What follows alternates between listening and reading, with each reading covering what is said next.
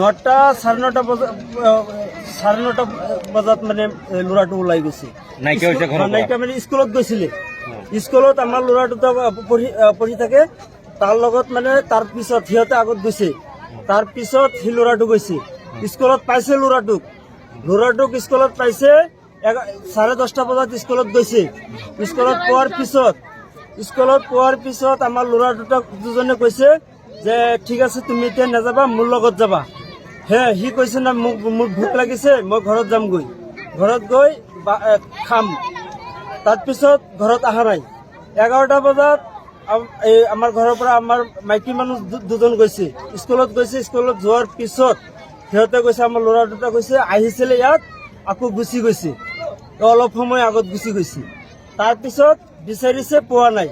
আমি আহিছি এই পুখুৰীত বিচাৰিছো, সেই আগত এটা আছে, সেই তাত বিচাৰিছো। যিমান পুখুৰী আছে চবকেইটাত মানে আমি বিচাৰিছো, তাত নাই।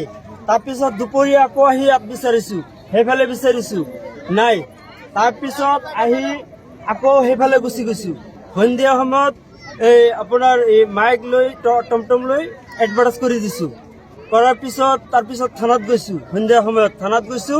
থানা অচি ছাৰে কৈছে আজি দিনটো চাই লোৱা, তাৰপিছত আমি কেছটো আমি কম কৰিবলৈ। তাৰপিছত আমি আহি গৈছো। অহাৰ পিছত আমি আকৌ এডভাৰ্টাইজ কৰিছো। সেইফালে গৈছো, ধুলাইগাঁও গৈছো, সুগুনবাহী, সেইফালে চব জেগাত মানে মই এডভাৰ্টাইজ কৰি দিছো। কৰাৰ পিছত পিছৰ দিনা সেইদিনাখন ৰাতিও আহি বিচাৰিছো। তাৰ পিছৰ দিনটো গ'ল। তাৰ পিছৰ দিনটোত মানে বিচাৰিছো, বিচাৰি পুখুৰীতো আহিছো। পিছৰ দিনত আহিছো, পুখুৰীত নাই। এইটো পুখুৰীত যিটো এতিয়া লাষ্টটো আছে, এইটো পুখুৰীত বিচাৰিছো, নাই। কেইদিন বিচাৰিছে এইটো পুখুৰীত? দুদিন বিচাৰিছো। দুদিন ডেইলি 2-3 ঘণ্টা পিছত যেতিয়া মই ঘৰত আহিছো, আহি ইয়াত বিচাৰিছো, সেইফালে পুখুৰীত বিচাৰিছো। আপোনালোকৰ সন্দেহ হৈছিলে কৰবাত পুখুৰীত পৰিছে নেকি, এইবুলি সন্দেহ হৈছিলে? সন্দেহ হৈছিলে, কিন্তু সন্দেহ হৈছে যে সেইকাৰণে আপোনালোকে বিচাৰিব আহিছে? সন্দেহৰ পিছত মই বিচাৰি আজি কেইদিন পিছত আজি ওলালে? আজি 4 দিন পিছত ওলাইছে।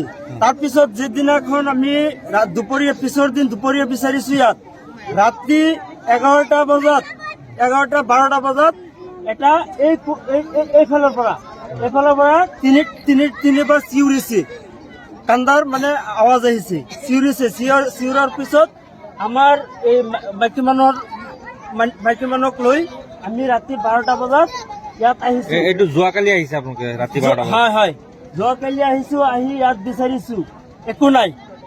আজি সেইফালে বিচাৰি বহুত জেগাত গৈছো। আজি 4 দিন হৈছে হেৰাইছে। যোৱা শনিবাৰে হেৰাইছে।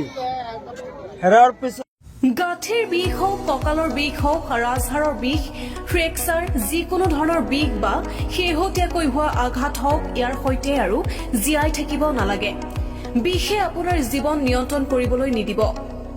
আজিয়ে আহক বাবা AK মেডিকোজ, সোণাপুৰ, য'ত উপলব্ধ অভিজ্ঞ অস্থিৰোগৰ বিশেষজ্ঞ ডক্টৰ PK পদ্মপতি।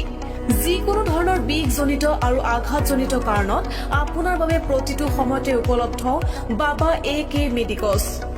সোমবাৰৰ পৰা শনিবাৰলৈ 10 বজাৰ পৰা 1:30 আপুনি পাব অস্থিৰোগৰ বিশেষজ্ঞক। ফোন কৰক আৰু বিষমুক্ত কাইলৈৰ দিশত প্ৰথম পদক্ষেপ লওক।